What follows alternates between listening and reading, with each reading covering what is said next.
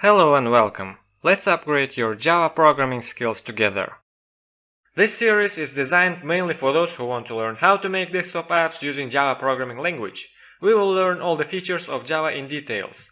After finishing this course, you can get a job as a Java developer in any company, pass an exam for Oracle Associate, go further to learn enterprise level programming because core Java is must-have for that. Now I'll show you some information about Java language itself.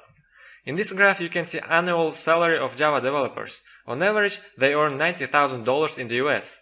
In this graph you can see programming languages popularity according to TIOBE, and Java has been on the top for almost 2 decades now. If you master this language, it's guaranteed that you find a job easily. All what you need is a computer and your passion to crack the code. I want to mention that new words related to the course will be shown on the screen so that you can learn better. By the end of this course, you will be able to make beautiful, fully functional desktop applications, and you'll have pretty good technical vocab. You can find all the presentation files and source code on our website.